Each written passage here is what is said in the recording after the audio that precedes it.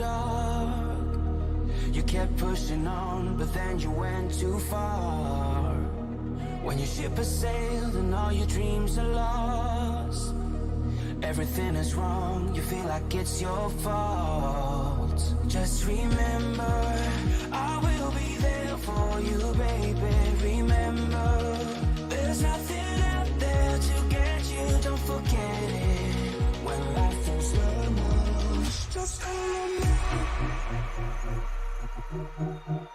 Just call on me. Just call on me.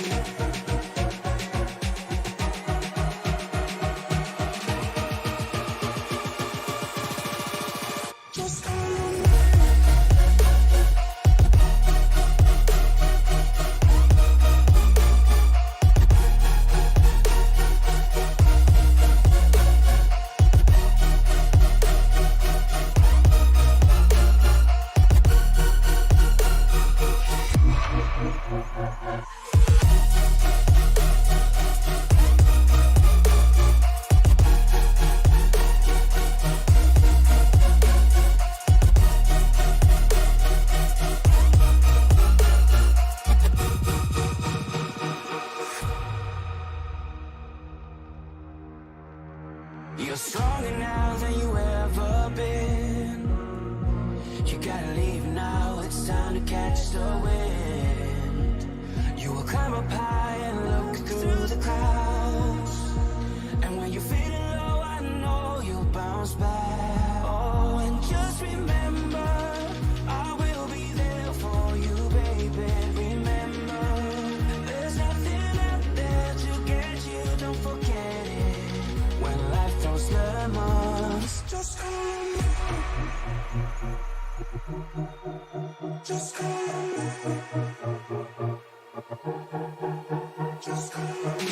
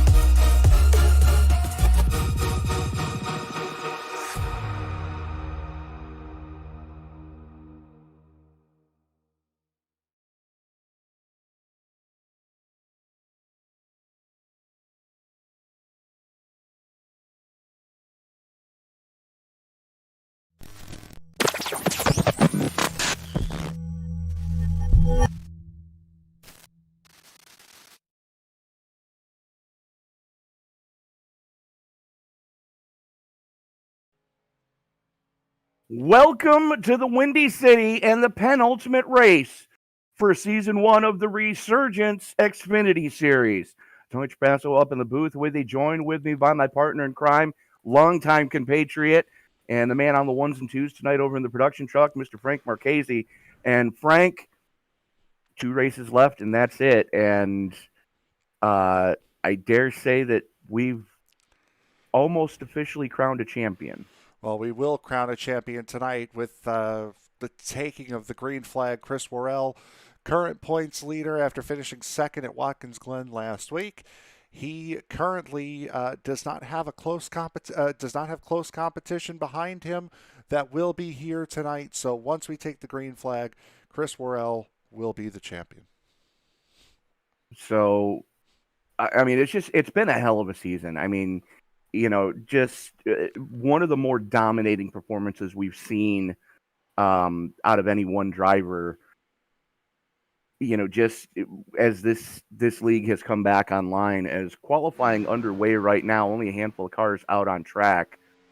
Liam Irving out there, Jackson Gleason out there, Danny Wells rolling it, Chris Worrell rolling it. As Carlin Forsyth now coming up to speed down the back straightaway. But 140 laps here at the Windy City. And some interesting weather that they're going to have to deal with tonight. 65% fuel fill, 6 sets of tires, 1 fast repair, but it's the mostly cloudy, 80 degree ambient air temperature, 95 degree track temperature, but that wind has me a little bit worried, Frank. Yeah, and this track and these cars especially have a tendency to run a little bit loose. As we see Liam Irving take the pole at a 31.40. These cars do have a tendency to be a little loose. Add 10 to a dozen mile an hour winds on top of that, pushing these cars around through the corners. It could make for quite an interesting night for guys if they're not trying to save tires and work their way up, as Irving takes another 10th off of that pole time. Exactly, and it's gusting winds, but it's not a steady directional wind either.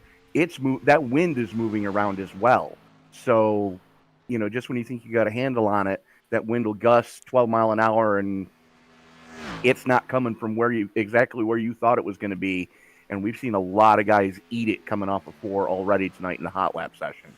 Yeah, absolutely. As we're seeing, Danny Wells has posted the fastest first half of the lap. The man in front of him right now, Chris Worrell, slowest of the qualifiers at the moment. He will improve to a 31.3, so he will jump up to the second position and then take it down as a 31.29 comes in from Danny Wells in the 31 to take pole. That's an impressive lap. As a matter of fact, he improved almost 2 full tenths off of what he practiced with. So, and you and I were talking during the practice session. It was a 30.32, 30.32, or 30.32, 30.39, 31.42, 41.42, 41.42, as Chris Worrell testing out the reverse gear on the Balsgarana number 6. Nicholas Wayne completes his second lap. Jonathan Leach completing his second lap. So 8 of the 9 drivers have decided to take their qualifying runs here tonight. Dusty Burkhart, the only one that has not. But Tony, let's take a look at that point standing scenario as it sits coming into tonight. Absolutely. Let me pull it up on my end here. So right now we got Chris Worrell up at the top at 223 points. Austin Collins, who's not here, at 191. Patrick Clapp, who's not here, at 182. Liam Irving at 181. Then Toll Owens rounding out the top 5 at 165. So with all intents and purposes, this championship is over after tonight. Yeah, especially considering that, second and third are not here tonight. And I don't think fourth place. Or no, yeah, Liam is here. So, good news if you're Liam, it's going to put you on the podium for the point standings. Bad news for the rest of the field. Toll Owens not here tonight. Danny Wells set quick time, so that's your 6 quick. As he's 75 points off of Chris Worrell, but Collins and Clapp both not here. Toll Owens not here. Jackson Gleason is here. Carlin Forsyth is here. Ryan Andrew is here. And Kyle Henneman not here. So half of your top 10 missing tonight. Yeah, and that's certainly a little bit of a downer as far as the championship standings are concerned. But Tony, as they get ready to grid up, let's take a look at that grid here for tonight. Absolutely. As Danny Wells putting the Polaris Chevy Camaro up on the pole, he's going to be joined with the 54 of Liam Irving. Chris Worrell, he just clinched your championship he's got to grid up and take the green to clinch the championship here tonight. He's going to be joined with the 88 of Ryan Andrew. Carlin Forsyth and Jackson Gleason going to roll up in row number 3. Row 4 gives us Nick Wing and John Leach making his return to the league. And starting shotgun on the field is going to be the 69 of Dusty Burkhart. So nine drivers getting set to roll out here tonight. And we'll pop that weather up one more time because it does change a little bit as the sessions go by. But still, that 10-mile-an-hour wind is there. 97-degree track temperature, so that track temperature is going up a little bit. Yeah, it's a mostly cloudy sky, but the sun does peek out every once in a while, and it's going to wreak havoc with these guys most of the night here tonight. And if that track temperature goes up any higher, that track's going to get real greasy real quick. Yeah, absolutely. As we're just waiting on Jonathan Leach, it would appear to be at the moment to And grid he's up. going to pit start. Yep. So we are rolling here now at Chicagoland. So here we go. As not sure which car you're showing Irving in, because I have seen him playing around with a. Got the 54 ReSURGEnce car, and then teammate in the 88 ReSURGEnce car of Ryan Andrew behind him. Yeah, I was just wondering when he was going to debut the new paint scheme that I saw him post in the announcers chat for the company there. I'm not sure if you've seen that one yet. I don't think I have. I've saw this one before, and I kind of figured this is the one he was going to go with tonight. Yeah, it was a sharp-looking whip. Actually has the ESBN logo on it in chrome. Ooh. Yeah. Now I'm interested. Yeah, I was liking that as the field working its way through 3 and 4. Coming out of turn number 4, the only thing that's left to say is wipe the visor, adjust the 5-point safety harness, get ready to rock and roll in Chicago. Because race fans, it's showtime! Wells with a nice start. Chris Worrell right on him in that 6 on the inside line. Liam Irving, though, we're going to be seeing that tonight ever since the tire model changes a couple of tire models ago. But that tire model change has really changed the way you race around here. It used to be the inside line was king. Now this place kind of runs like Kansas. It doesn't have the progressive banking that Kansas has, but you can run that outside line around here with great success. Very much so, and it's going to be more pronounced the further into this tire run that these guys get. Being as you can carry more speed in that second lane, as Irving still running that second lane as Wells looks to the inside down the back chute. I would call it a straightaway, but it's anything but straight. Yeah, no, there really are no straightaways on this racetrack except the right here where they are, and they don't even take that straight. So the wheel is constantly turned left around this racetrack as now Wells takes the lead on that inside line. The 88 of Andrew is going to follow on that inside, trying to get the run on his teammate Liam Irving, but a big slide out of that 88 through turn 2. Has to back out and duck in behind his teammate. As Carlin Forsyth and Chris Worrell going hammer and tongs at it right now for the number 4 spot.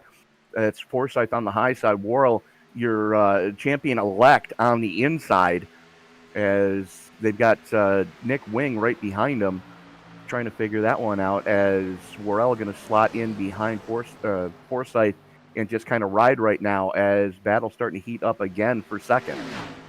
Andrew and Irving side by side coming out of turn number 2. This time it looks as though Andrew will take it. Now Andrew, coming off a win at Watkins Glen last week, he's going to go all the way through on the inside line, right to the lead.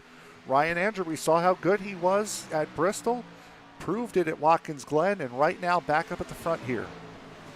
And I can't think of 3 more vastly different skill sets that you're going to need than Bristol, Chicagoland, and the Glen.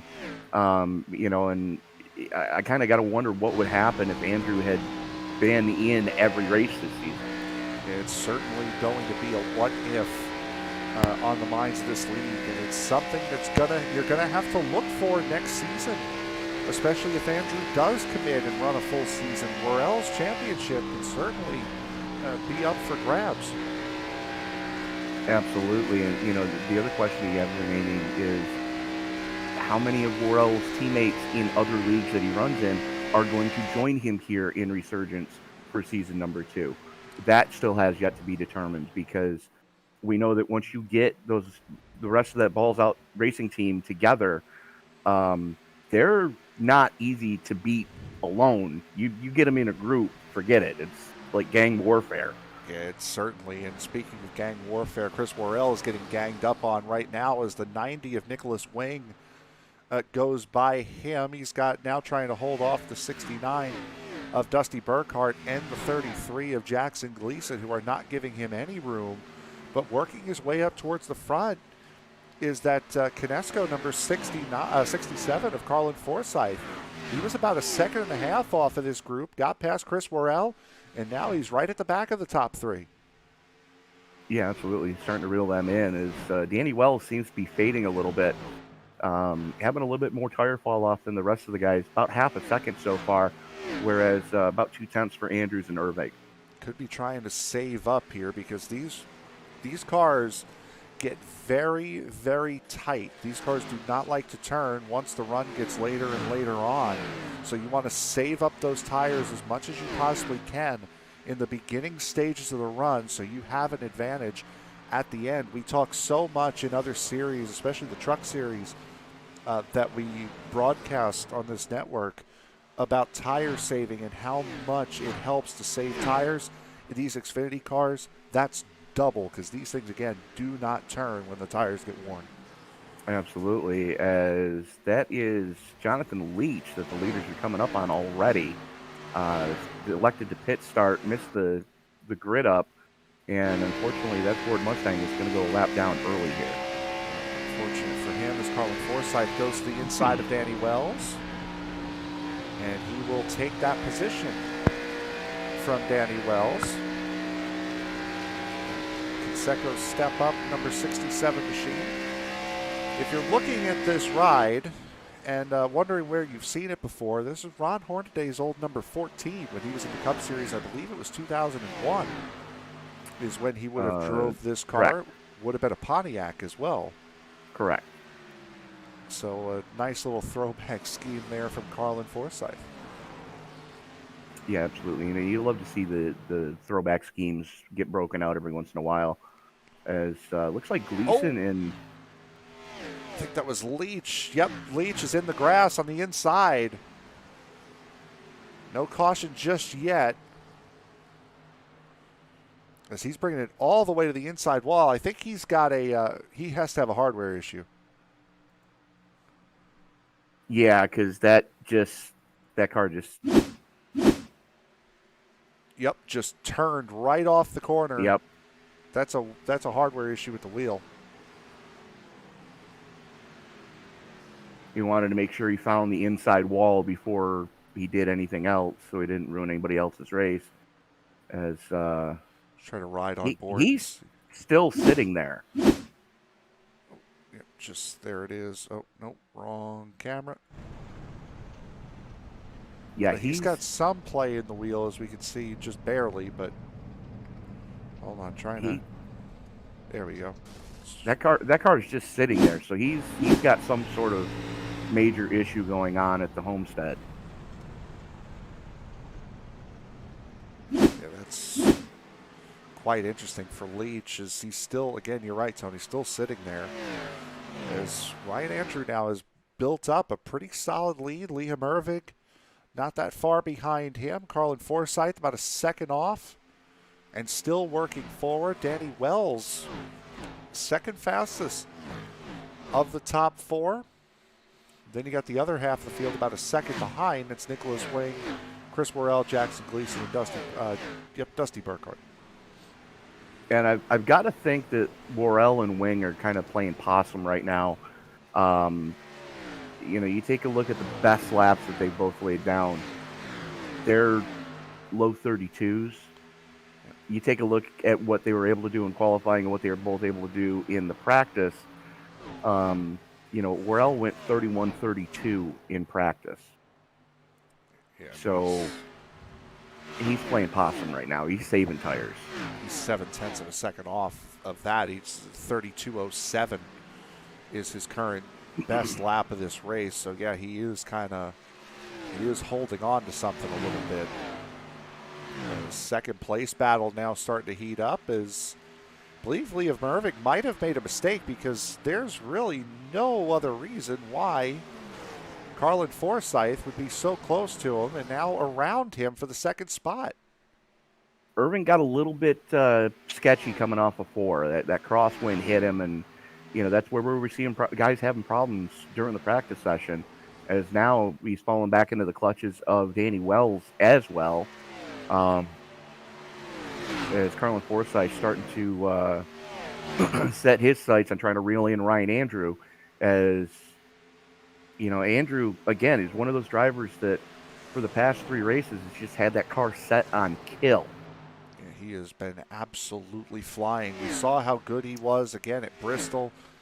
Got put a lap down after not coming into pit, during a caution.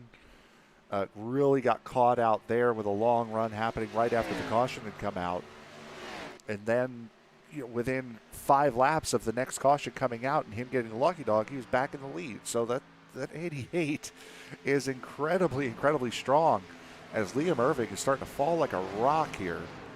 Down now into 5th past Nicholas Wing, and Chris Worrell is right there with him as well. You got to wonder, did Irving go a little too hard, a little too soon here in the opening salvo, because he is just falling like a stone as Worrell makes that one look easy as Irving continues to backslide as Wells and Forsyth still right there in lockstep with each other. It doesn't seem to be that those 2 Chevys not pushing each other too hard right now, but if they were smart, they would just work together to try to reel in Ryan Andrew rather than let him try to extend whatever lead he's got as they're side by side down the back chute. Yeah, they are. And looking at Irving's time, I don't know if it's just because he's now battling with cars or what his scenario is, but Irving, only driver in the 33-second bracket, and it's not even close. He ran a 33.8 the lap before this one. This time by, he runs a 33.55, and now as he crosses the line, he runs a 33.39. So he's in the 33s, and it's not even close. He's certainly fallen off. Yeah, he's definitely got issues going on right now. As looks like more issues for Jonathan Leach. Just had a major blink happen for the 48. As definitely a night he'd just as soon forget. Probably thinking to himself, why did I do this again? This is the last-second, last-ditch appearance here for Jonathan Leach, wanting to fill this field out a little bit here. We don't usually see him in this series.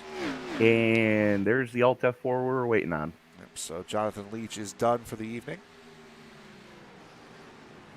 So now the 8 cars that we were honestly expecting here tonight will resume. Absolutely. Is Andrew now a 2-second gap over Danny Wells, as Wells was able to get by Forsyth. And you got to wonder, that the fact that Forsyth was on the move forward, did he burn his stuff up too quick? Is now Nick Wing starting to reel him in as well?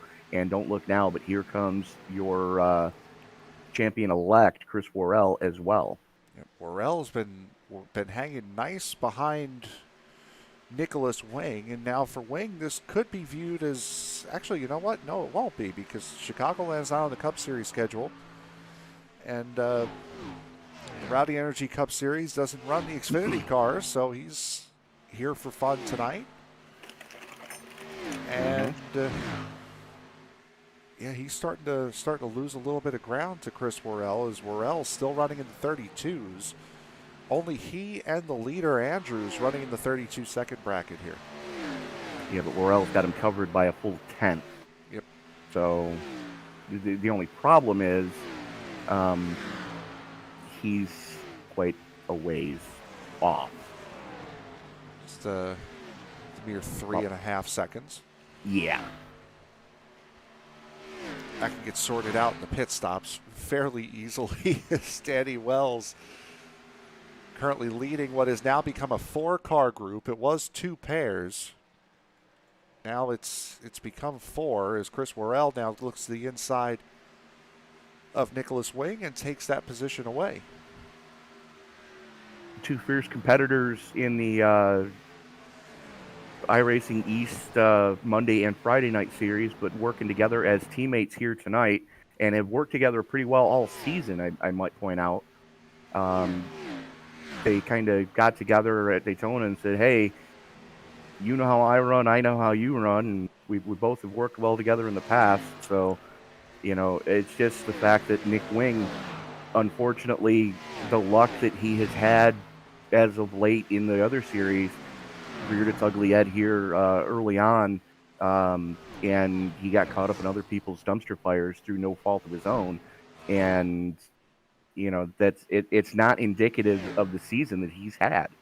Find friends wherever you can and Mm-hmm. try to help yourself in the process. And Wing and Worrell have both done that. Ryan Worley with the win at Talladega in round 4 of the season. That was also a big point for that team. Again, 3 guys that know each other very, very well, running together, and it's benefited all of them. Absolutely. And, I call it frenemies for the most part. You kind of, you cut up and joke around on track, but you're going to race hard with each other, but you're going to race cleanly. And if I do this, this guy's probably going to go with me. If I do this, this guy's going to go with me. If I do this, I'm going to get hung out to dry. So I'm going to wait till he goes, and I'm going to go with him. That, or you can use Darrell Waltrip's old term, co-opetition. Cooperate with the competition. There you go. Absolutely. As Forsyth and Worrell side by side down the back chute here, as we are working lap 28 of 140 here. And I dare say, Frank, we're probably about 3/4 of the way through the fuel run right now, with these guys only having a 65% fuel fill tonight. Yeah, these guys will be coming in here a couple of times over the course of these 140 laps. 5 sets of tires total on the race here tonight. So the set of tires they started on, plus another 4, seems about right here for this racetrack. And I'm also hearing rumors of a competition caution coming out at lap 100 due to the small field and wanting a little bit of excitement. So look out for the century mark, because we could be seeing a yellow flag. Yeah, absolutely. As Worrell starting to reel in the 31 of Danny Wells right now, as that gap from Ryan Andrews was almost 5 seconds, now down to just over 3 from Worrell to your leader, Andrew. So Andrew still running solid, still in the 33 O's. The problem with that is, for him at least, is so is Worrell. Everybody else about another 10th or so off. So Wells in the 33 ones, Forsyth in the 33 ones.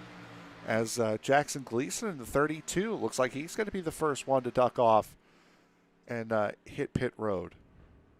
And I dare say that's more tire than fuel. Absolutely.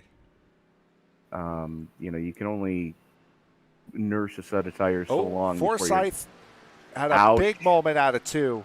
Yes, he did. Damage on the right rear. Able to collect it, though. Not a ton of damage, just a little bit of a wow in that quarter panel. Oh, he hit that wall hard, though. My goodness. And here we go. Battle for second, hot and heavy, as Worrell on the inside. Wells just going to let him have it. Doesn't really have a choice in the matter as they go through 1 and 2. Worrell on the low side, able to save tires early, paying huge dividends this late into the run, working lap 32 of 140. Absolutely. And we'll go back here in just a second and take a look as Liam Irving also in pit road, and that one we kind of figured was going to happen, definitely. So we'll go back and take a look at that incident with Carlin Forsyth. We're about a half a lap early. He's coming into turn 1 here. Gets down to the bottom. Does he clip the apron? No, he doesn't. He just starts to push up, hits the gas a little bit too hard, and then just side rubs that wall. And that was enough to lose him that 4th position to Nicholas Wing, as Worrell now starting to close up the distance on Ryan Andrew. Yeah, absolutely. As Forsyth hits pit road. Forsyth immediately hits pit road. Looks like Irving stayed in a little bit longer to try to get that damage fixed without having to burn his fast repair. Yep, that would be what it looks like. 34.5 seconds in the box.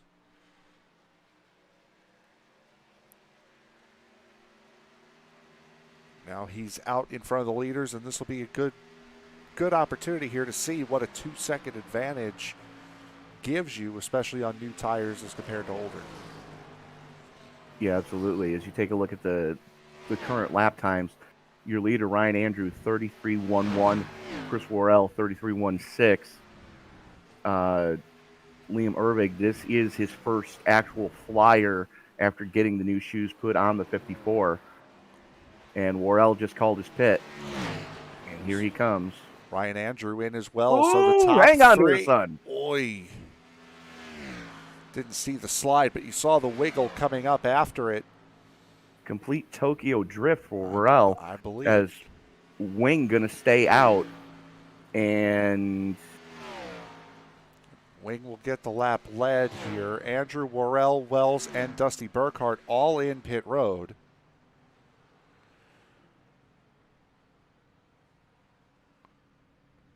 These guys now begin to unlap themselves. As boy, Nicholas Wing with an intriguing pit entry as well. that's one way to put it. That was a pucker moment for sure. Yeah, as a couple of guys are going to be wow. looking at. Worrell and Andrew coming out side by side. That's pit entry for Chris Worrell. Worrell's time down pit road, 41.02 seconds. Ryan Andrew, 43.88. So that's pit entry for Chris Worrell, where he gains all of that time back.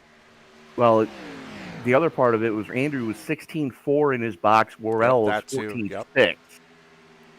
So there's your 2 seconds right there. It was in box time, as they are going to inherit the lead back from Nick Wing.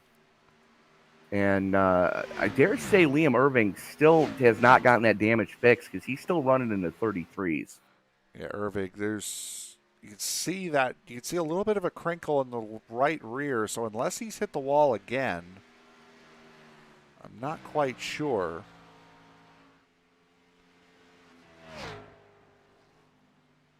No, that's actually, from that angle, it looks clear. Let's actually jump on board with him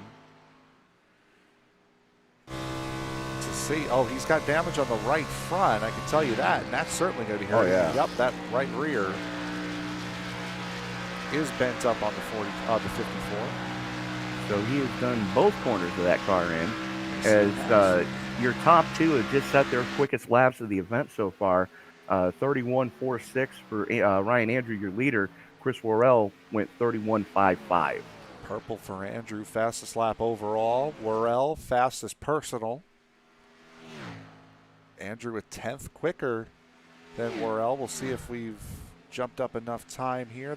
There's the pit stop time for the top two. Andrew 16.5, Worrell 14.6. A little bit of a mistake on one of the lugs.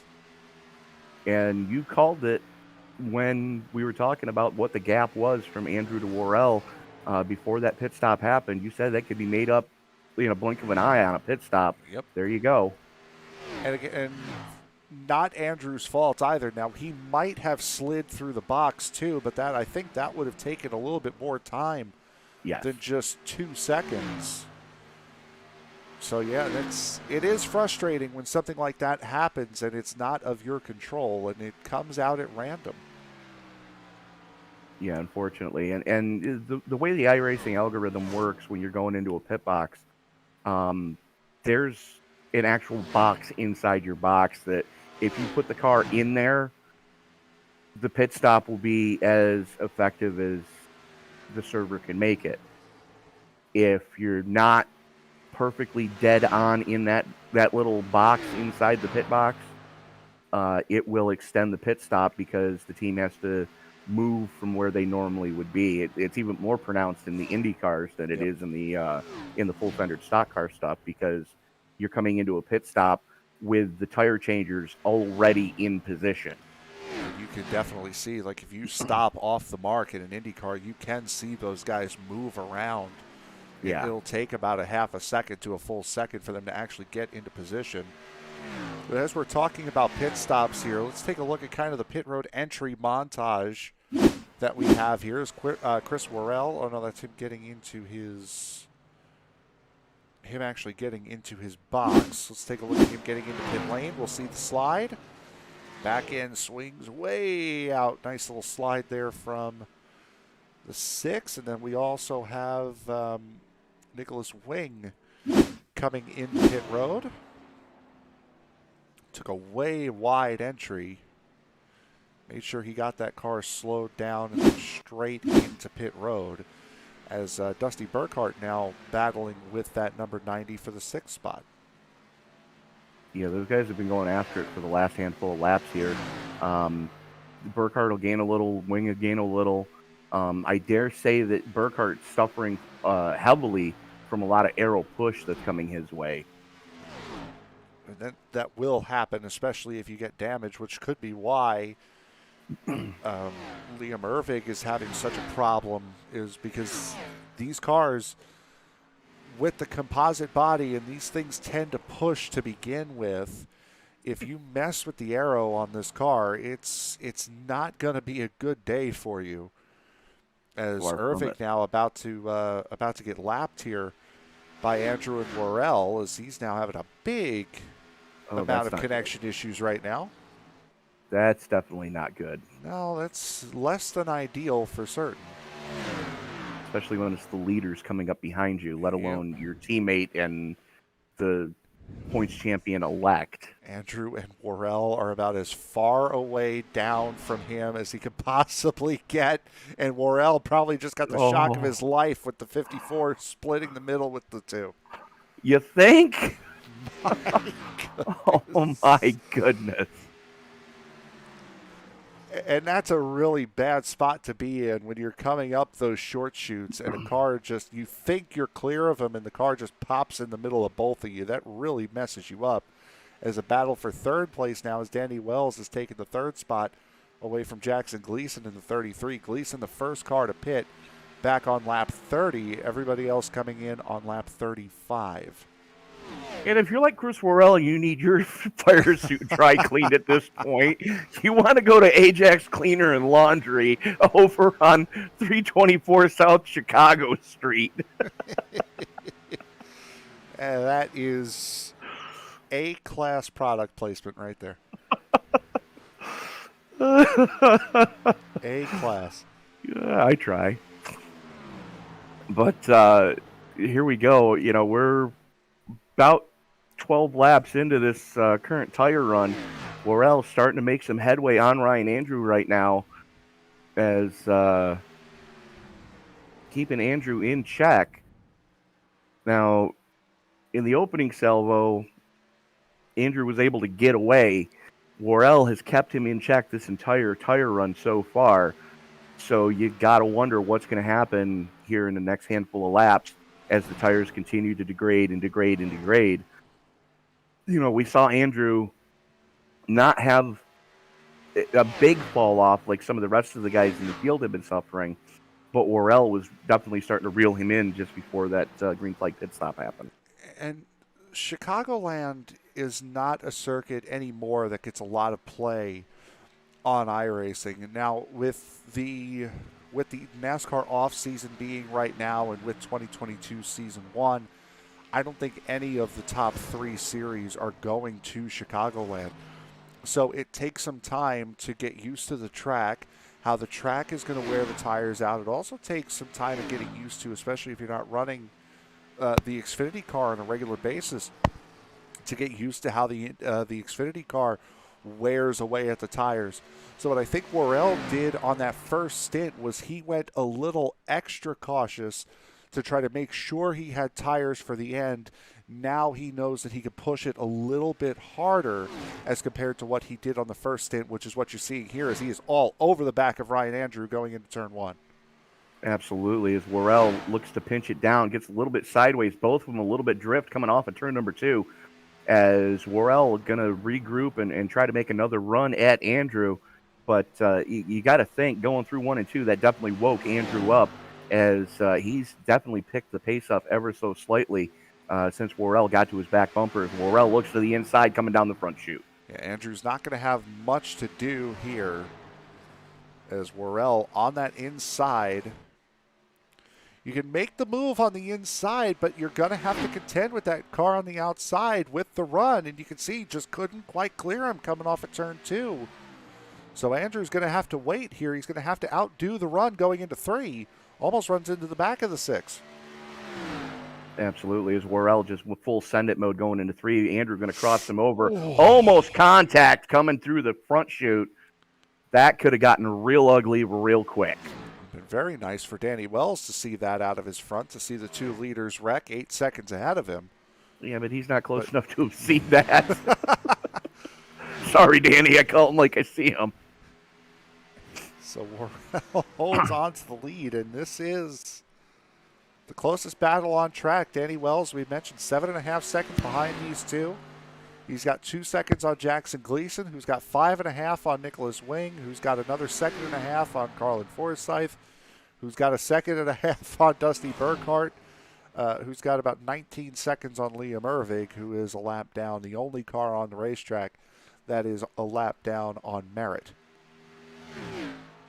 And you got to wonder what's going to happen when that competition caution comes out. If Irving can stay only 1 lap down, he should get back on the lead lap, should be able to burn his fast repair with 40 to go. And, who knows what's going to happen at the closing end of this thing, because the competition caution still in play for lap 100. But right now, Worrell and Andrew, just the class of the field as the 2 of them have been all season long. We're riding on board right now with Ryan Andrew. Up on the top of that number 88 Surge Chevrolet. But, Frank, here's the other thing I want to point out, too. You were talking earlier about how this track takes a little getting used to, this car takes a little getting used to, this tire model takes a little getting used to. There's quite a few guys that signed up for this league coming straight out of consoles and have very little experience in the iRacing servers. So, the fact that we've been seeing the racing we've been seeing all season long is nothing short of miraculous. Yeah, absolutely. And I, as somebody who has come over from console to this, it is quite a shock as to how different the racing is. And it's part of the reason why that iRacing more likely than not will never be on the consoles, because there's so much programming that goes into this to make these little fine details actually work that you can't put into, say, a NASCAR Heat or an Assetto Corsa, at least for console, or say a Forza. So it really is a shock when you get into one of these things after running, say, NASCAR Heat 5 and go, wow, this is how these things handle? That's insane. Yeah, very much so. And I know when they came out with the new Aero model, I believe it was just over a year ago, they had some real-world Xfinity drivers take this car to Homestead, where you can feel the aero bubble on this car as you're running that top lane around that place. And they said that for the first time you could actually feel that bubble. You could feel when that bubble is keeping the car off the wall for you. That is and cool. There's no console out there that has that level of programming. As Worrell catches the wall coming off a 2. Chris Worrell seeing Jackson Gleason, and up there's, you can see the damage. Oops, there we go. That's what we're looking for. See the damage on that left front. And we're getting towards the end of this pit run, as we were just showing Jackson Gleason coming down pit road. Take a look here at what happened between these two. Yeah, that's a hard hit too, and that was just Worrell pushing a little bit too hard off the corner. And now he's if he hit that wall hard enough, he's going to fall like a stone here. Good thing is he's only got about another 5 to 10 laps before he has to come in. This is not at the beginning of the run. You could already tell he's not feeling that car right now. Yeah, absolutely. He's basically been dropping about half a second from what he and Andrews are both able to do. Those guys were in lockstep in the early part of this tire run. Now, not so much, as Worrell has to deal with a lot of aero damage on that composite Toyota Super Body. Yep, absolutely. And it's to fix it on pit road. Yes, absolutely. You want to do that, but that's a lot of time that you're going to be losing, and all of the time that you made by coming into pit road and getting that 2-second better pit stop, coming off side by side. That's a very costly mistake in one of these cars, especially. Yeah, absolutely. You can see Worrell dealing with a little bit of a loose condition through the middle of 1 and 2. I got to think part of that has to do with the right rear quarter panel caved in, and the fact that crosswind just gusted up to 14 mile an hour. It's mostly the damage, and you can see he's not getting nearly as close to the wall as he was before. That damage does tend to really loosen your car up. I remember running a race in these cars at Kansas. You get into the wall once, and it starts to loosen the car up. If you get into it hard enough, this thing becomes undrivable loose, and you're really going to need to fix it in order to get the speed and pace back in the car. As he has now fallen off, he's a full 0.3 of a second slower than Andrew around this racetrack 3 times, now 4 times we've been around since he's been in the wall. Absolutely. You got to wonder who's going to be the first of those two to blink. Is Worrell going to try to get the undercut on Andrew? Is Andrew going to try to, just stick to his strategy, whatever strategy he thought of before the green flag came out? As we've got a 3-way tie for biggest mover so far. Andrew up 3, currently leading this piece. Nick Wing currently sitting in 4th place, up 3. And Dusty Burkhart currently running in 6th, up 3 from where he started.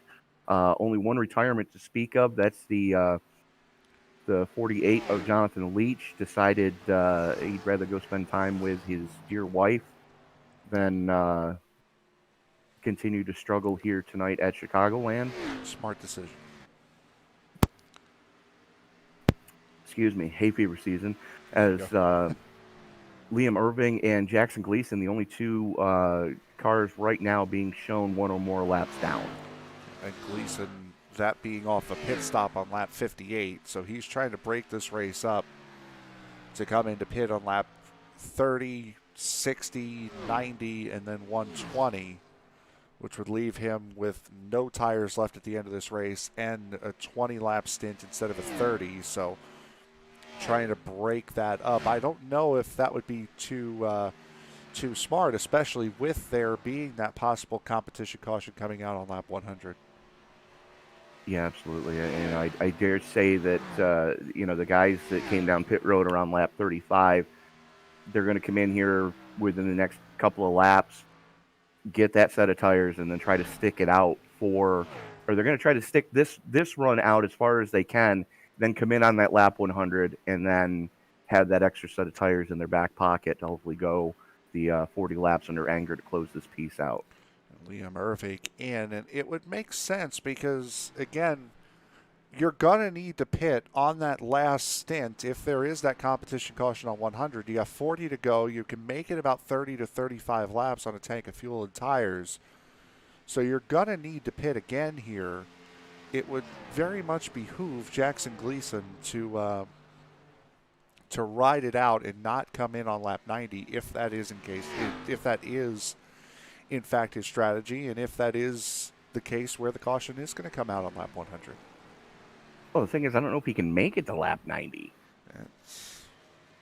He came in off 58, so he should be good to 90. 100 is going to be a little bit of an ask. Yeah, but that's what I was thinking. As soon as the words came out of my mouth, he can make it to 90. I don't see him making it to 100 at this point.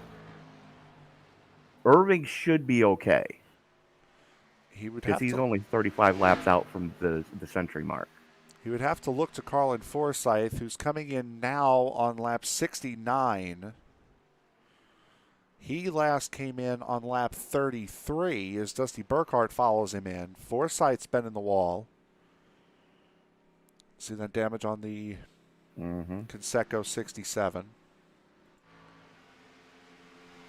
He made a good 36 laps before he had to come again. So,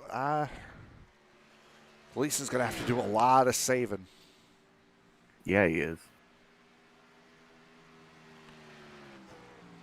Just waiting And now from on the top 4 to From come the lap in. times Gleason's putting up there, I don't see him saving hardly any right now because he's still running low 32s as Andrew and Worrell both going to bring it in. Worrell sideways again. Oh, almost nosed it into the inside wall as well. Danny Wells follows them in. Just barely able to get that number 6 woed down in time to get the pit road speed limit. Now the question is Worrell going to burn his fast repair here? The smart money is yes. He almost has to. I think he did, honestly. Looking at the right front of that race car, I don't see that little blip anymore.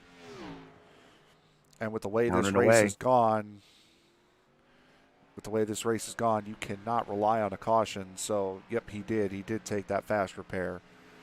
So that 6 is back up to full song 100%. The only problem is he's now about 2.5 seconds behind as Nicholas Wing decides to stay out yet another lap.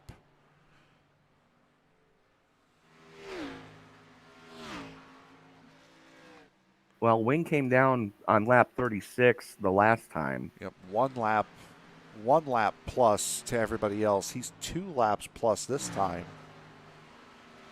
As we'll see, he doesn't appear to be slowing down. He might go plus, yeah, he is. He's going to go +3 at least.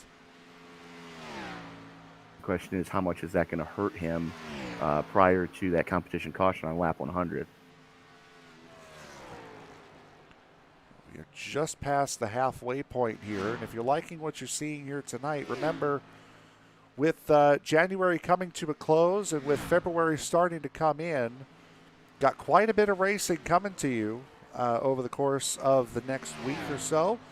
The ISNF Cup Series will be at Phoenix tomorrow afternoon at 5:30 p.m. Eastern Time. Then it will be the season debut for the Fuel Truck Series. That will be at 8:30 p.m. Eastern Time tomorrow night. They're opening their season up at Daytona. Then after that on Monday will be a season finale with the CleanRacing.net Truck Series. Will host their championship race at Michigan at 8:30 p.m. Eastern Time tomorrow night. The Maestros ARCA Series as well. The first race of the playoffs for them and the first race of the Charlotte Double. They'll be at the Oval this week, and then the Roval next week. They will go green at around 9 p.m. Eastern Time. So we've got a lot of racing here on ESPN, and we've got a lot more coming up as we get to the end of January and into February. Oh, absolutely. I think I heard we're up to 13 leagues a week now. So if you're liking what you're seeing, don't forget to hit that subscribe button and be sure to turn on bell notifications so you don't miss a single moment of on-track action here across the ESPN family of broadcasts. Absolutely. As Jackson Gleason and Danny Wells. Now there's a battle for the 3rd spot between these two, and it's not really much of a battle as Gleason came into pit 12 laps prior to Danny Wells. So Wells easily makes that move. And Worrell, after coming out of the pit road about 2.5 seconds behind, has made up a half a second worth of advantage, worth of time back up on Ryan Andrew. He's also set the fast lap of the race at a 31:39 on this stint as well. He's definitely picking him up and laying him down right now. As we are 25 to go to the competition caution. It'll be 24 at the stripe for your leader, the 88 of Ryan Andrew, as there's still an 8-second gap between second place Worrell and third place Danny Wells. Danny Wells is hitting the start-finish line right now, or coming into turn 1. Worrell about halfway down the back straightaway And that's part of the reason why the competition caution is coming out. Chris Worrell, for all intents and purposes, has won this championship with second and third place not being here, fourth place not having a great run, running in eighth. Then you have fifth place not here as well either. So championship is well and effectively over before going to Homestead next week. That and with the smaller field get a little bit of excitement because that's basically what these races are going to be for, is for fun now. So we'll see what they can do after we bunch the field back up, which is why they're possibly throwing the competition caution at 100. Absolutely. And, you know, I'm still waiting for one of the leagues that we broadcast to put on a special event at the Irwindale Figure 8. Uh-oh. Oh, yeah. No. Think about it. Xfinity cars at the Irwindale Figure 8 for 100 laps. Try actively not to think about that. One fast repair. I try actively not to think about that. Where's your sense of adventure, man? It went after you had me drive an LMP2 around the Jefferson Circuit at Summit Point. It kind of evaporated after that. Fair enough. Jackson Gleason back in pit road now. So he's not going to try to stretch it. He ran it down. I dare say he's probably going to try to stay out under the competition caution. But even then, he's still going to have to pit 2 more times. Or no, he could do it in one after that. He can, but it's... The tire degradation is going to be in the toilet. He's not going to have a fun time because if he comes in again, it's going to be... He's going to have to pit around lap 110.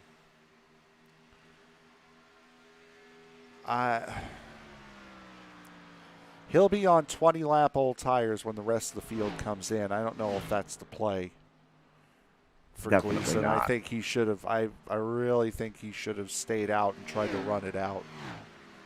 And take a look at what's going on as far as running it out right now. What was a 2-second deficit is now under a second right now, as Worrell continues to reel in Ryan Andrew. You can see there over the last 5 laps, or last 6 laps, pardon me, Andrew's lead slowly coming down. That could also mean, that doesn't necessarily mean that Ryan Andrew is losing ground to Worrell. That could mean Worrell's pushing to try to close that gap, and then Andrew could use those tires as the end of the run starts to approach to start to pull back away from Worrell.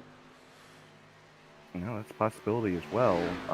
The only thing is, neither one of them has really fallen off a ton in the last 10 laps.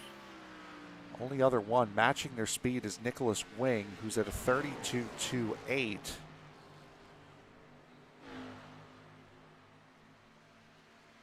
And Nicholas Wing is not that far away from being lapped, actually. You noticed that too, About huh? less than a quarter of a track away from being lapped. And Carlin Forsyth's in danger as well, as we're currently 5 cars left on the lead lap, with that being Ryan Andrew, Chris Worrell, Danny Wells, Nick Wing, and Carlin Forsyth. Dusty Burkhart, Liam Irving, both 1 lap down. Jackson Gleason, 2 laps down, I believe. And Jonathan Leach, the DNF. No. Actually, I take that back. Gleason is 1. Yeah, Burkhart, Irving, and Gleason are all 1 lap down. Now, I'm not sure how they would do this with the competition caution. I don't know if they would manually wave those 3 around or if they would just give it to Burkhart. Well, the sim's going to automatically give it to... Yeah, they're going to give it to Burkhart no matter what. It depends on what they're going to do with Irving and Gleason. Since there are so few, again, the season's essentially wrapped up as it is. Break a couple rules in the process for the sake of fun with the championship wrapped up. Oh, we did it at Daytona. Well, there you go. But fastest car on track right now is the 33 of Jackson Gleason, 31.81 last time by. So almost half a second, just over a half a second quicker than your current leader, Ryan Andrew. That would be naturally, seeing as though he just came into pit not 10 laps ago. Right. So Gleason running those tires down as Ryan Andrew now starting to pick the pace up a little bit. He's been about a tenth or two slower than Worrell over a majority of this stint, but now they're starting to come to more even times. And only 4/100ths quicker was Worrell this last time around. So starting to draw the times closer. They've been within a tenth of each other the last 4 times around this racetrack. I would have to say it's going to be darn near that again here as they cross the line now to start lap 89. Well, we're about to find out. No, actually, Andrew was quicker that time. Yeah, that's kind of what I figured was going to happen. So Andrew saving those tires here in the earlier part of the stint. Now starting to pay dividends here 20 laps in. As Worrell chewed up his tires, bringing in 2 seconds of that 2.5 second gap. Now it's going to start going the other way, it appears. That's definitely what it's showing as. Still Danny Wells 8.5 seconds behind Chris Worrell, and he's going to, if the competition caution does come out like we're expecting it to, he's going to benefit greatly. Same with Nicholas Wing. Nicholas Wing right now in that 90 is the fastest car on the racetrack right now. Just ran a 32.5. Everyone else a 32.63 or higher.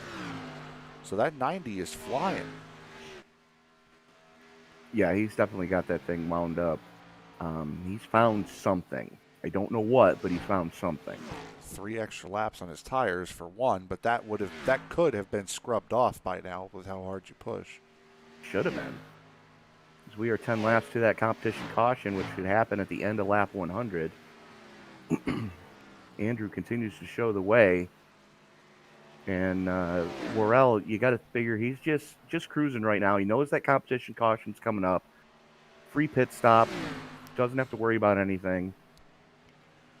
As Jackson Gleason works his way past Liam Irving. Almost a full second quicker than Irving was. Again, that's with Irving having come in on lap 65, Gleason on 79. So that would be the main reason for that pass. It's Irving, the last car running on track right now. Nobody more than 1 lap down at the moment here, as we have not had a major issue. Just as I say that, Carlin Forsyth with a big wiggle going into turn 1. Able to hold it though. And the thing is, he did it right in front of the leader. Yep, he was weaving like crazy, trying to keep that car under him. And just barely did. And a lot of that has to do with that whole gusting wind that we've been talking about. That crosswind hit him wrong going into 1 and 2, and it was gusting to 15. It's also that, and what he just did right there is you can't really straddle the apron in the tri-oval. You either have to go on it or stay off of it. It is a rather abrupt change, and the car really doesn't like it. Doesn't matter what car you're in. If you're in a stock car, Indy car, doesn't really matter. You cannot straddle that apron because that car does not like it. It will upset you and it will throw you around. It's like trying to straddle the curb on the exit of 1 at Watkins Glen. Yep. It's not gonna end well. No, it's definitely not. So the bad news is, if you're Dusty Burkhart, Carlin Forsyth into the wall. Yep. Oh, Right in front of the race leader.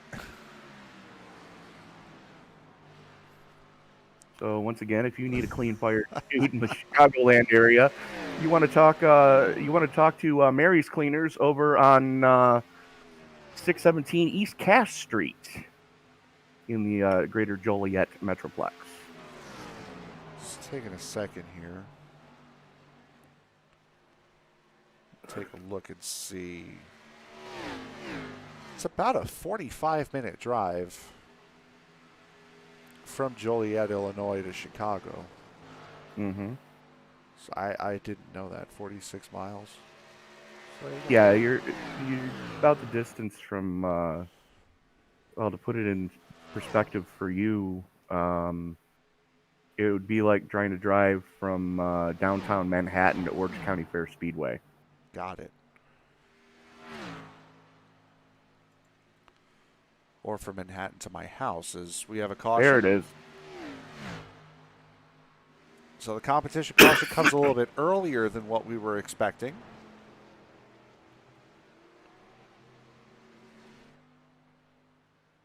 Expecting lap 100. It comes out on lap 96. Well, it'll give us the restart on lap 100. Right around there, yep. Might be 101 actually with the lap cars.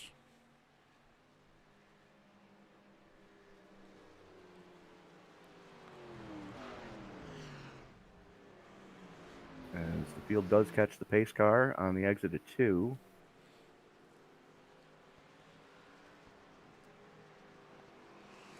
So that will give Carlin Forsyth the free pass. And again, he hasn't burned his fast repair yet. And again, there is a very real possibility that Burkhart, Gleason, and Irving all get their laps back here. I mean, it wouldn't be the first time we've seen it happen. Yeah, I would have to assume that's what's coming, as here comes the 4 drivers. Well, 3 of them anyway. Nicholas Wing still trying to catch up, and he's coming in now. Wing with right front damage as well, so he's caught the wall somewhere. Mm-hmm. As pit stops are coming.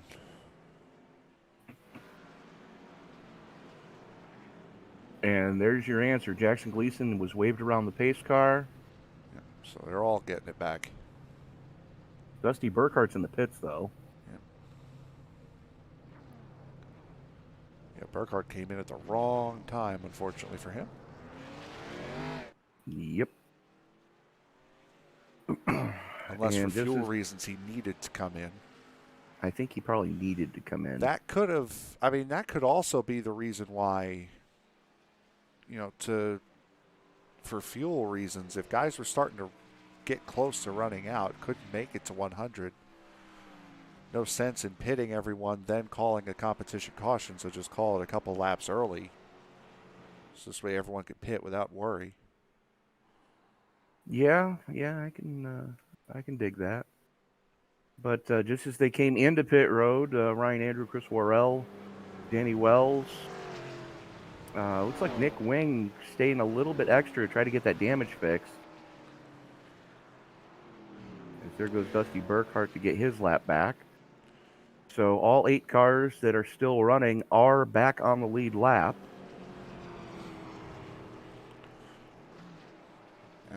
As I would have expected, Nicholas Wing is also going to get his positions back now that he's passing Forsyth, Gleason, and Irving, who've come down pit road. Mm-hmm. I'm not sure, but I believe Dusty Burkhart, having come in with the lead lap cars, is going to be forced to start at the tail end of the field. Correct. And we should have 4 cars double file at the front of this piece, and then a whole string of cars that are going to go EOL. That, of course, being the 67 of Forsyth, the 33 of Gleason, the 54 of Irving, and the 69 of Burkhart. Being as when you get a free pass or a waiver on like that, it does give you an EOL, usually. And I wouldn't anticipate anybody coming down pit road here either to top off the fuel, since you are going to have to pit again, no matter what you do. It just, I say that, here comes Nicholas Wing. Carlin He Forsyth, might be getting more Gleason. damage fixed. He looks clean. He looks a heck of a lot cleaner now than he did a minute ago. As Jackson the lights Gleason do down pit go, road as well. Irving. the lights are out on the pace car. And this is the point I was making about Jackson Gleason is now he's come in, he's changed tires again. He's out of tires, so he now has to go 40 on this final run here. So he's only going to come in for enough fuel for about 10 laps, but can't change those tires. That's why coming in on lap 80 was just so confusing after coming in on lap 60. Not sure what was going on there, but this is going to be a fun one to see how this one does play out. As Andrew going to have the button as the field works its way down the Brandt back straightaway here. Rest of the field trying to catch up, almost there. As the field works its way through the 3-4 complex, here we go. 8 cars. 40 laps. It'll be 39 when we get the green. As the field works its way off of turn number 4, pace car makes that hard left turn onto pit road. Andrew holds them down as they come off of turn number 4. Green flag in the air. They roll back into it. Drag race into turn number 1 is Worrell pinching down on Andrew. There's the 31 of Wells there as well. As here comes Wing to the inside, trying to make something happen for 4th. This is going to be key for Wells because he has had the pace of these top 2 in front of him. He's now got the chance. He's back up here with these guys. He's just got to make the tires last with these guys as Worrell and Andrew still side by side. I got to think the advantage right now is going to go to Worrell, being as he's got that outer lane going, and he's not punishing that right front tire quite as much as Andrew is. Worrell with a head of steam going through 1 and 2, gonna get the nose out front coming off of 2. Little bit of a wiggle. Oh, that was a pucker moment. Absolutely. More so for Danny Wells because Wells knew where he was going. He's going to come right, sliding right up, trying to catch that car. Wells doing a great job to stay out of the back of the 88, now trying to press the attack on the outside. Using the draft off your leader, Chris Worrell, as Worrell showing the way. First time in quite a while we've seen the 6 to the point. Yep. And they're almost 3 wide coming off of 2. Wells has to duck in a little bit, threads the needle off the exit of 2. Wells got a great run coming out of turn 2 there, was able to make that work. What a job by the 31, and Wells, exactly what I said. He's just got to keep the pace in the tires the way the top 2 have. He's got the pace to win this race. He's just got to keep it in the tires. Yeah, absolutely. It's the 3 of them in lockstep right now, starting to pull a little bit of a gap on Nick Wing, as now they've got it sorted out. Here comes Worrell to the inside of Wells down the back chute here at Chicagoland, as Worrell has already won the war. You know he wants to win the final 2 battles. Absolutely, especially for a guy who's already won 3 races this season, finished 8 seconds adrift of Ryan Andrew at Watkins Glen last week. Certainly going to want to take victory here. And this is not a surprise out of Danny Wells because, you know, when we saw Worrell and Andrew taking off at Bristol, there was only one driver that was really able to keep up with these 2. It was that 31 of Danny Wells, so this is not coming out of nowhere from the 31. He knows how to get around racetracks quickly.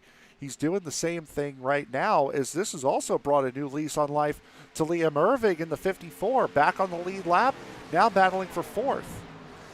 Finally burned his fast repair to get that car fixed so it's not as loose as, well, it's not loose. Again, I'm proud of you. Thank you. As Wells still leading this. Irving could really become a big issue for these guys. Just again with him, same thing. Has to keep the car under him. Has to keep the tires in check. Same thing with the 31. He'll be up there with the 6 and with the 88 if he can do that. And you got to like what Chris Worrell's doing right now. He's making sure that the front end of that Toyota Supra is in the clean air, because you know as well as I do, especially on a mile and a half, the aero push is so real in this car. There are splitters on this race car, which is why you don't feel it as much. You still feel it, but not as much in the ARCA car on a Monday night. You do need to keep good air on that splitter in order to get the car to work.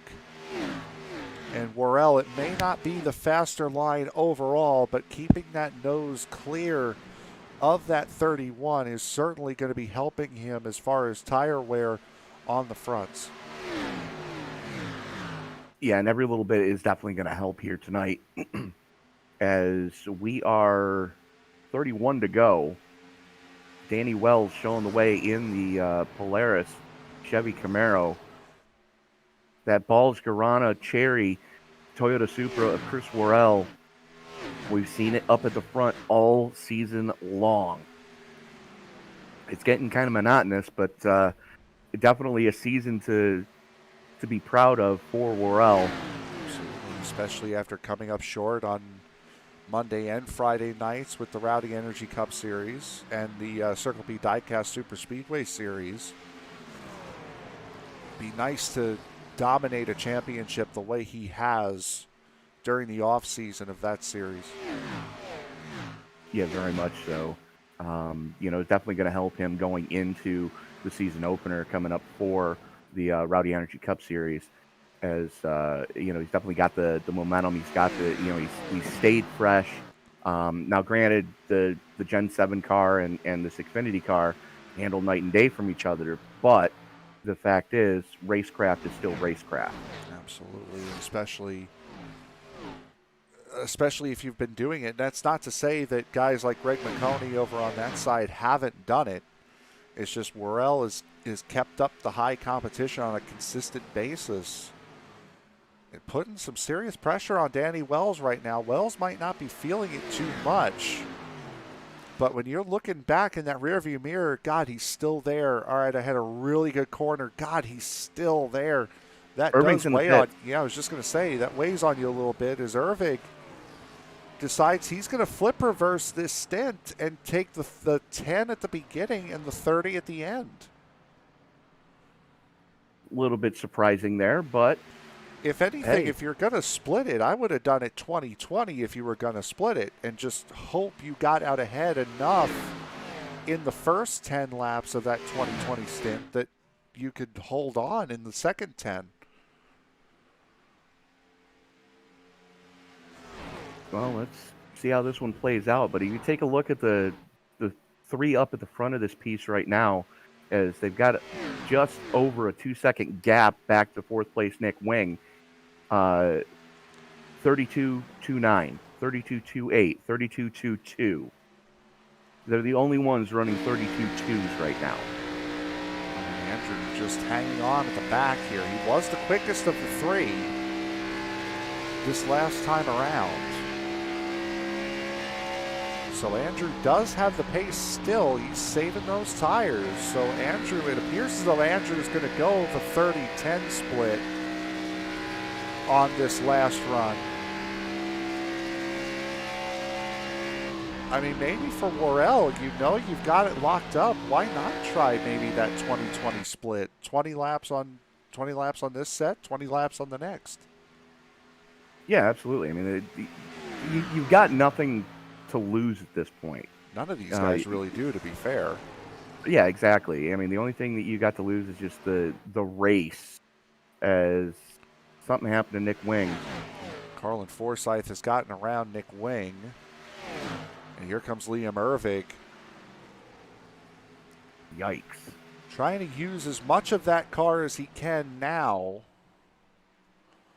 to see where, it's kind of like what I was saying with the 20 lap strategy, was use as much as you can in the first 10 and then just try to hold on, build a gap and try to hold on to that gap in the second 10.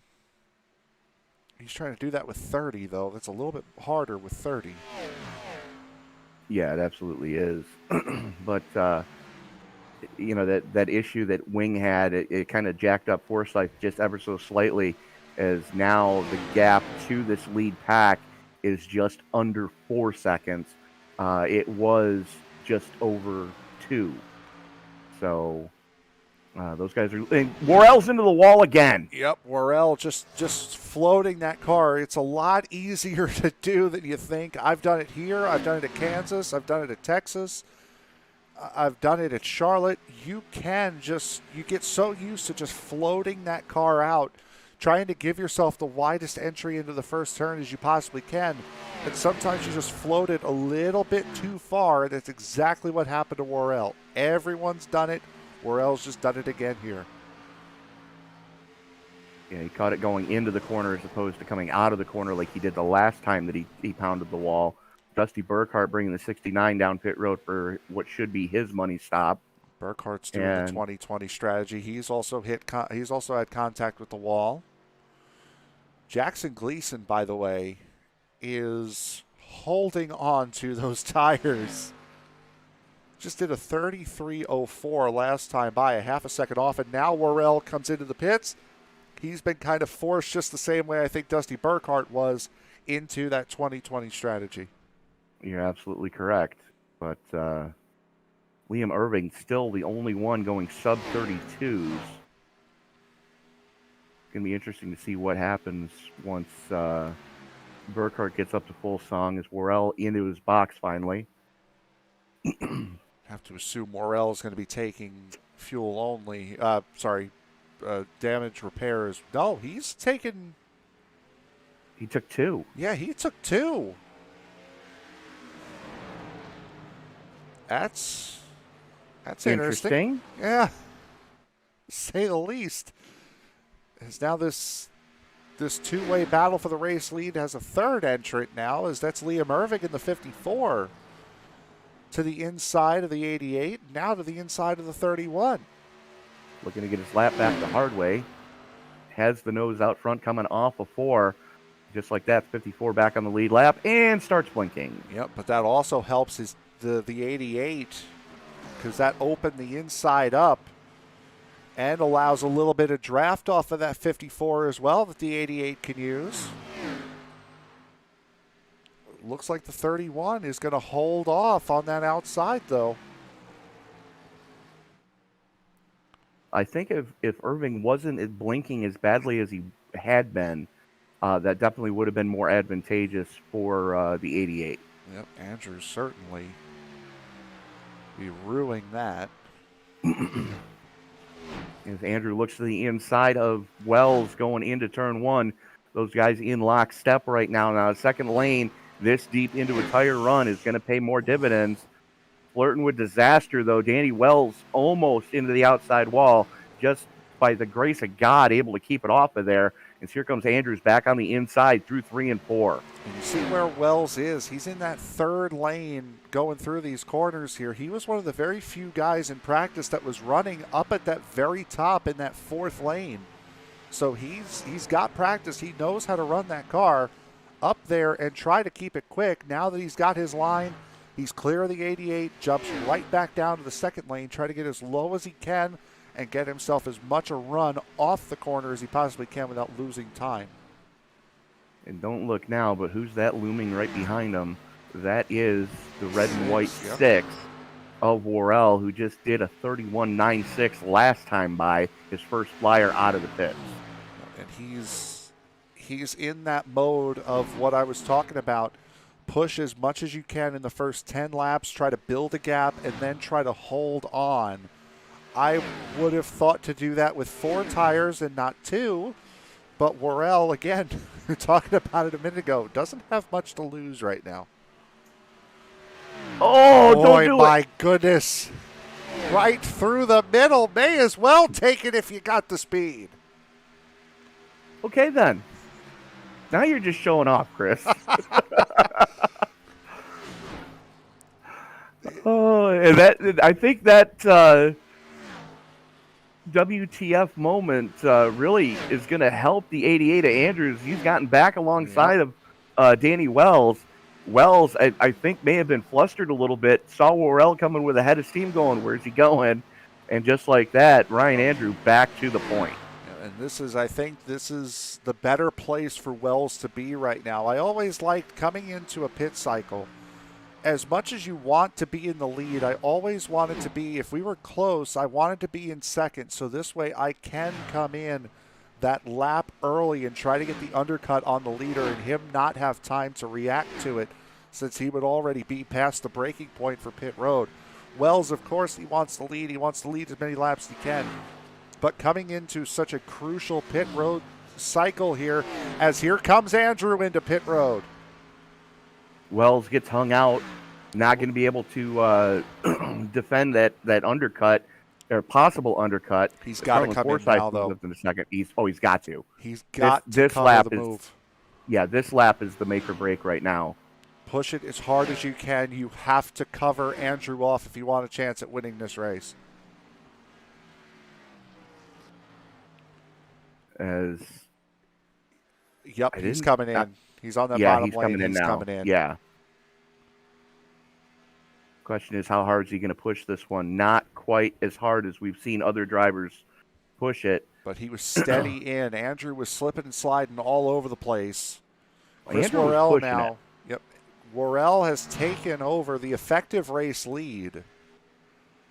We'll throw on the track map here.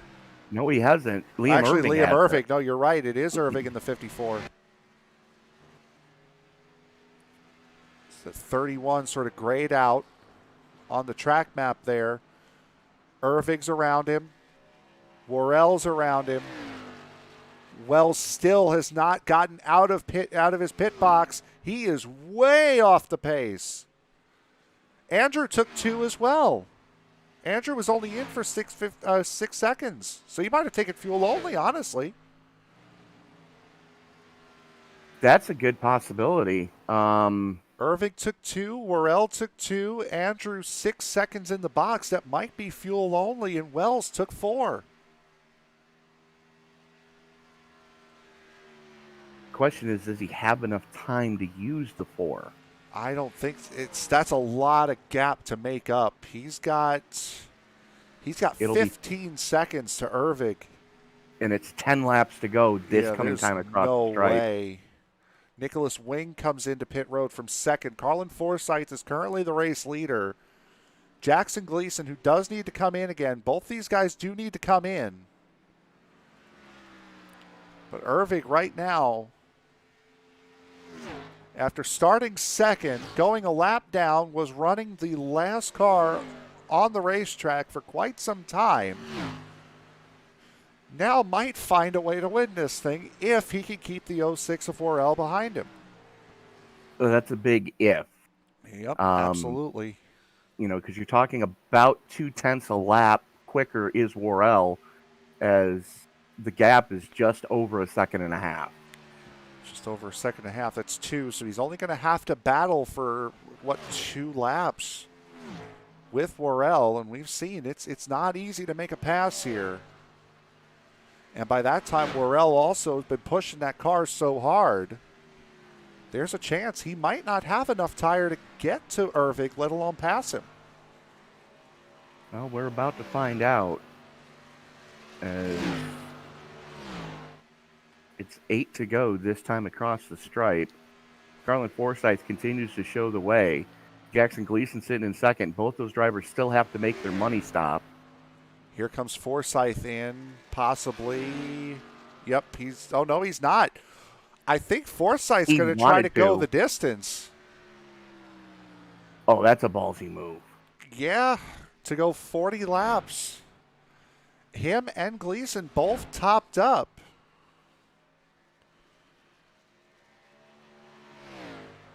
I mean, they're running 30. They're running almost 34-second laps here. As now Worrell has dropped the gap to inside of 1 second on Irving with 7 to go. I don't know if Forsyth and Gleason can actually do it. I don't think so either. I still think this is the battle for the win here between Irving and Worrell, but it would be an almighty effort. Forsyth has a 15-second lead, a 14.5-second lead over Gleason.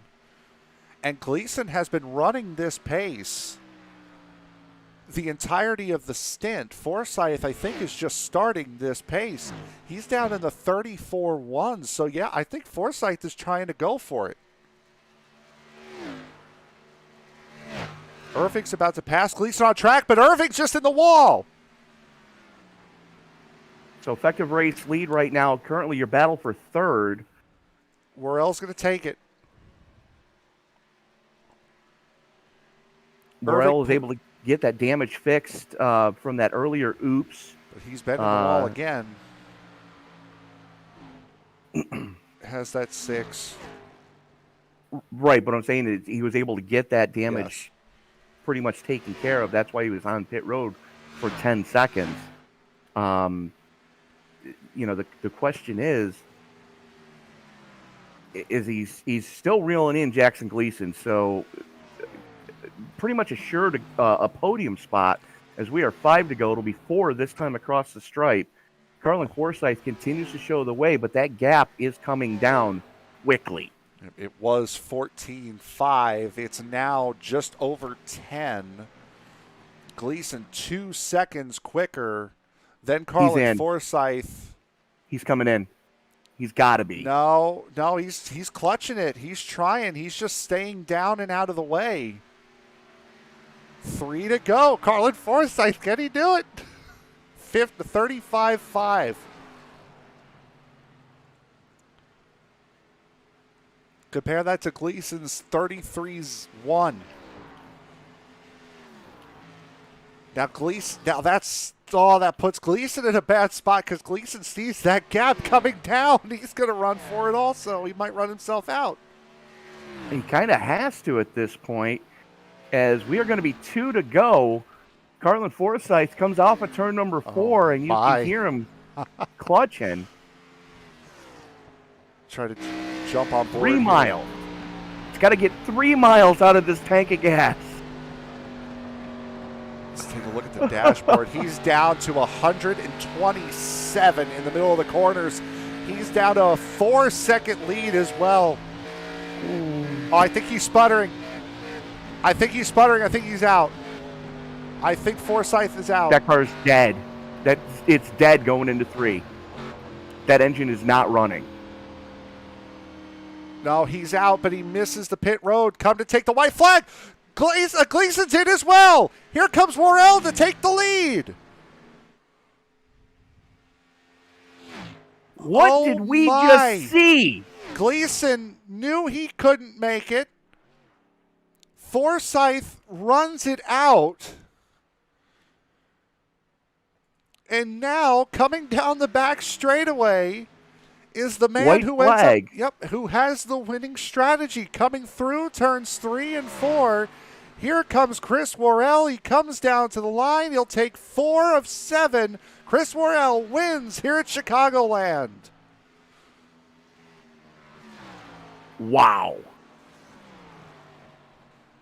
I'm putting out a petition right now for all leagues to start making competition cautions just outside the last pit window mandatory.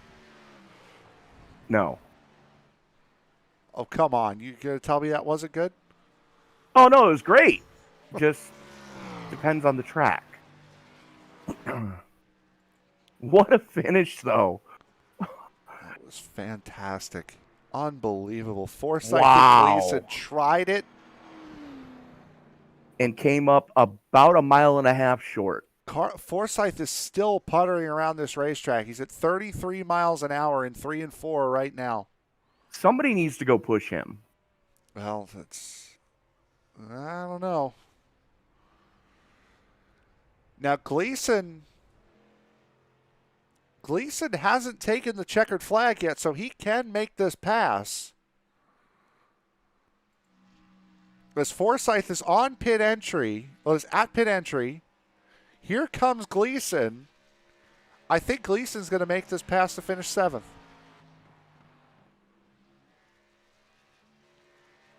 I mean, hats off to Carlin Forsyth for trying it. Oh, this is going to be a photo finish here.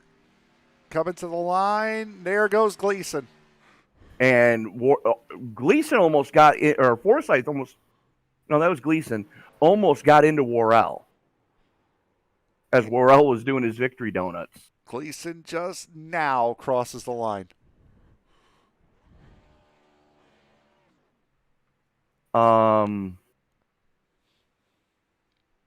They're given the position to Forsyth. That's not correct. They're giving it to Forsyth. I'm looking at the official timing No, and I'm scoring right I'm now. seeing it. I'm seeing it also, but that's not correct. That's Gleason's position. I'm sorry. Oh, Gleason came down pit road on the white flag lap.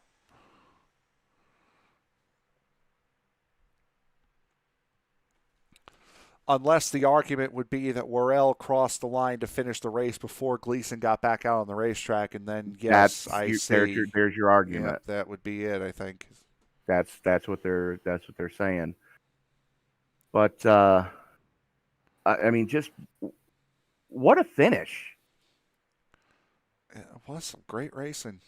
I mean, Oh, absolutely, great racing for the amount of drivers here. That was a lot of fun racing.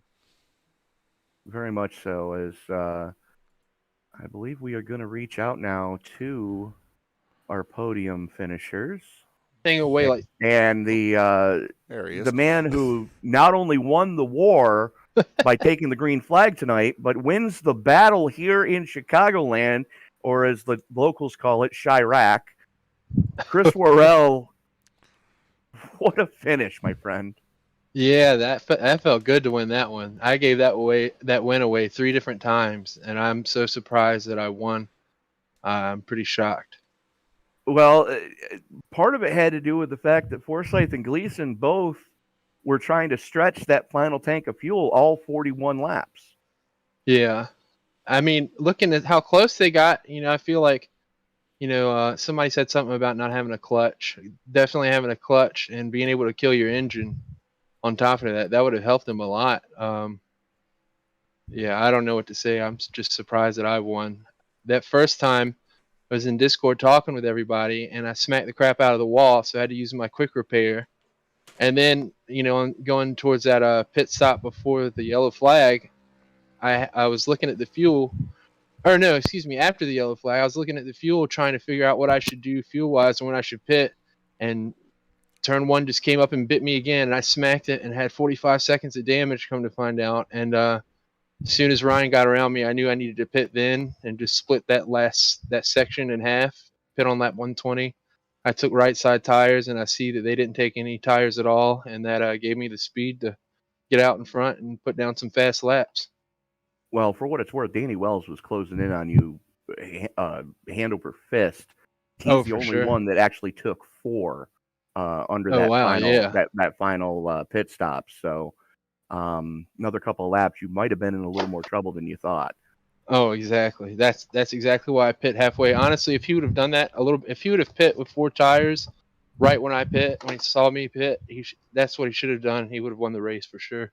But I'm sitting there running laps with this broke tail car, I guess, and 45 seconds of damage, 2 right side tires, just super loose, and I'm seeing them stay out lap after lap after lap, and I'm just smiling from ear to ear, knowing that I've still got a chance. And they waited about 10 laps too late to pit, or they would have beat me. But yeah, I did terrible tonight. I had a good pace, but hitting the wall as much as I did, that's just, I've lost so many races doing that here, and feels good to win one, even though I screwed up again. But it was fun, if anything.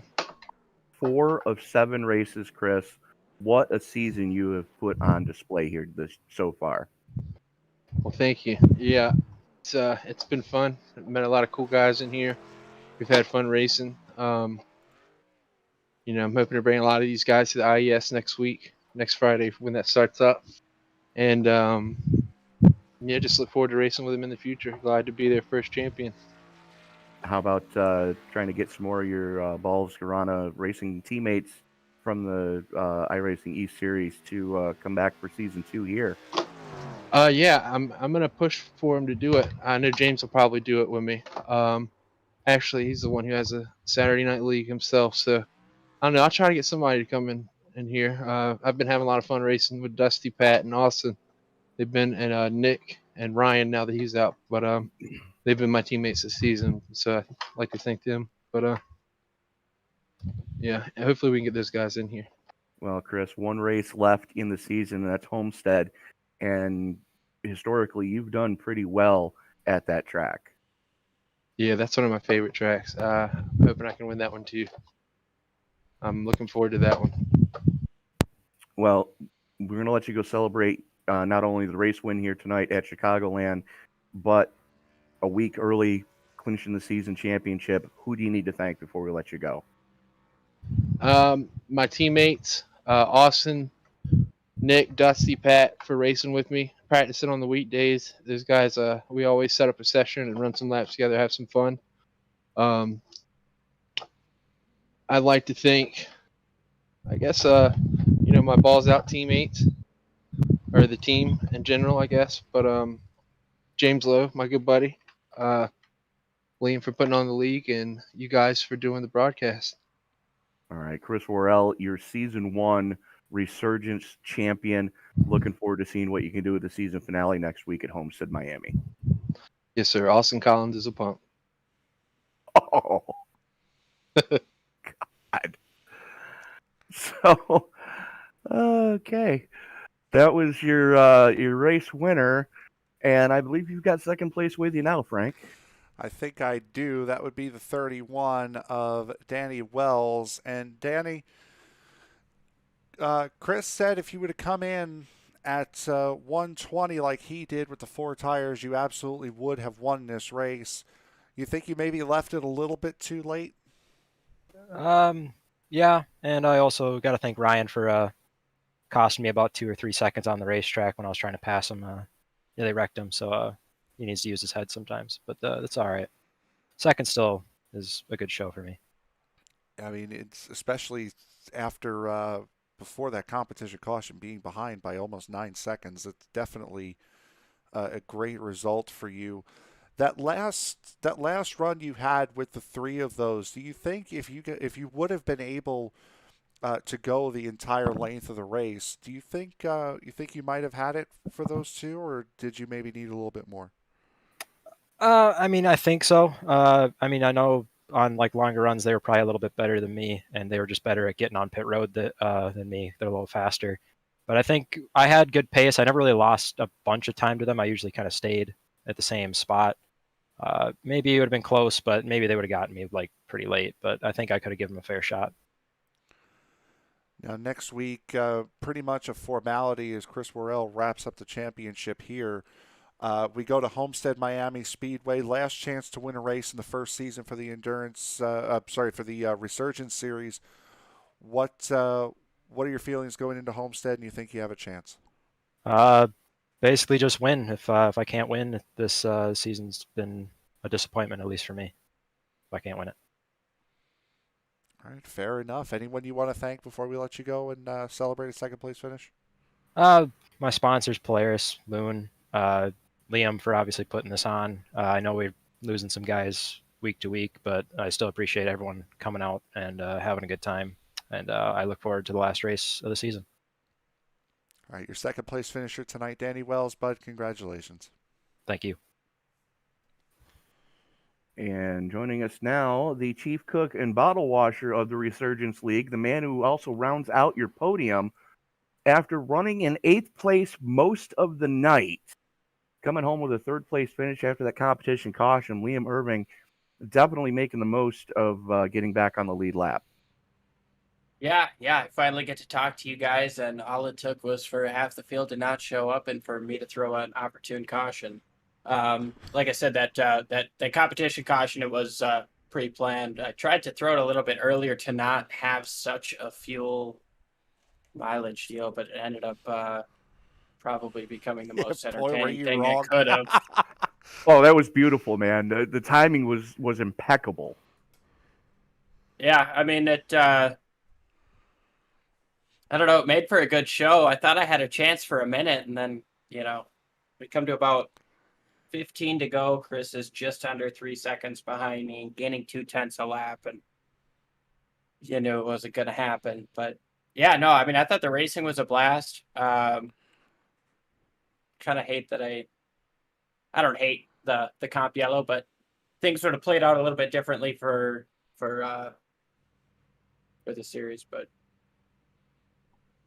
Well, Liam, I mean, you guys have put on amazing racing week in and week out since the drop of the green at Daytona to start the season. In the first full season for the Resurgence League, I know I am, and I dare say Frank's probably on the same boat that I am. Looking forward to what season 2 will bring for the Resurgence League. With some new names coming in, some familiar names coming back, so on and so forth. But what I really want to do before you leave the track tonight is I want to hand you this Sharpie. I want you to go over to turn 2 and sign your name on that wall because oh man, that thing that has was coming. owned you tonight. Yeah, no, Chicagoland and my right rear quarter panel have always been, the Chicagoland wall and my quarter panel have always been close friends every time I come here, and kind of knew this was going to be a tough one when I put it on the schedule, but like I said, it only took 8 cars to show up for me to be able to recover and talk to you guys, so. It was a good race. I mean, even with the short field tonight, it was still a pretty decent race. There was some good back and forth. There was a lot of strategy playing out, and some of it made for entertaining racing. And I think you're going to enjoy the broadcast when you go to watch it back. But we penultimate race. We go into the season finale next week at Homestead. Your thoughts going into the final race of the season? It's obviously Chris's show. He wrapped the championship up just by showing up tonight with Austin Collins not able to make the race, but I can't thank you guys enough for putting up with this every week. Obviously we've had a couple short fields this week. I'm going to hope for a bigger field next week. We're going to try to open it up just a little bit more to some trusted individuals, given the fact that the championship's wrapped up, and we're just going to try to put on a good show. I'm hoping I can go out and get a win in this league, but if not, we might have a season 2 in the works, and we'll just kind of have to keep on pushing with that. Well, you kind of need to have a season 2 because I just took a look at the point standings, and you have officially moved into second place in the points. Ooh. Well, that's exciting. So maybe if I do a season 2 without Chris Vorel, I might win a championship. But yeah, but we already received word that you're not going to have to just deal with Chris. He's going to try to talk some of his other compatriots from Balscarana Racing to come over and join you guys on Saturday nights. Yeah, by all means, the more the merrier. I'd love to have good competition here, and it's good stuff. All right. Well, Liam, floor is yours. Who do you need to thank for the podium tonight? Definitely want to thank you guys for putting out, like I said, dealing with us, and want to thank Ryan Andrew. I know Danny was upset with him for racing him in the last 4 laps, but we'll let that sit. Thanks Ryan for putting on this great Resurgence paint scheme. We were matching tonight, even with different makes. Jackson Gleason also makes my Pat McAfee paint scheme I run almost every other week. So thanks to him. Tango Paints is another one of my supporters, good friends. We run Daytona together today, and it's been a blast. I can't thank you guys enough. Thanks for everything. All right, Liam. We'll see you next week at Homestead. Best of luck to you then. Appreciate you. So that was our podium. And Frank, we got another one in the books. And season drawing to a close. I know that you weren't here for a lot of it, but for what you have been here for, it's good to have you back in the booth with me, my friend. Well, thank you very much. And I know we had talked at Talladega about not knowing what was going to happen, and I'm glad that I did decide to come back and to come back with the series that I made my what was supposed to be a one-off appearance in. It's been nothing but fun and great racing. But going just to the point standings really quick, for Worrell to have clinched this championship, because as of right now it's 265 to Worrell, Irving is at 160 as at 216. Danny Wells can very easily get Irving, and Jackson Gleason could also, if Wells has a bad run, Gleason could also finish third in the point standings this season as well, assuming Austin Collins doesn't show up or Patrick Clapp doesn't show up for Homestead next week. So it could be, while the championship might not be up for grabs anymore, the rest of the top three in the point standings is certainly going to be a fight. Oh, very much so. You still have, like you said, Austin Collins still within striking distance of getting into the top three. Jackson Gleason's still there. Pat Clapp is still a contender. Carlin Forsyth, outside shot, but could possibly pull it off. So you've got a 6-car dance right now for the final 2 steps of the podium. And that's going to be fun to see how that one plays out next week. Yeah, absolutely. Tony, I think it might be results time, sir. Sounds like a game plan, sir. And, of course, we did hear from our podium champion-elect Chris Worrell coming home with the victory here tonight at Joliet, Illinois. Danny Wells hanging on for second. Liam Irving, after running in the toilet all night long, coming home with a solid third. Ryan Andrew hanging on for fourth. Dusty Burkhart rounding out your top 5. Nick Wing, last car being scored on the lead lap in 6th. Carlin Forsyth running out of fuel on the coming to take the white flag. Unfortunately, fuel mileage did not pay off for him. Jackson Gleason came in for a splash and go, but unfortunately the checkered had already flown by the time he was able to get off of pit road. So he's going to be scored in 8th, and Jonathan Leach retired after only 14 laps. Yeah, so that will be how the results fare out this evening. Coming up, again, we've been talking about it and threatening it these last couple of weeks that as January ends and February begins, and so does the NASCAR season, more and more leagues are going to be coming back here on ESPN. Coming up tomorrow will be the ISNF Cup Series. They will be at Phoenix for round number 4, I believe, of that season, yes? Correct. And that'll be Jason and I in the booth for that one. There you go. So round number 4 tomorrow at 5:30 p.m. Eastern Time. Coming up, the nightcap for tomorrow's action will be the Fuel Truck Series. That will be a season opener, 8:30 p.m. Eastern Time at Daytona for them. So round 4, season opener, and then on Monday we end up with a season finale for the CleanRacing.net Truck Series. They will be at Michigan also at 8:30 p.m. Eastern Time. Again, championship race for a brand new series coming to ESPN. And then the first round of the playoffs for the Maestro's ARCA Series.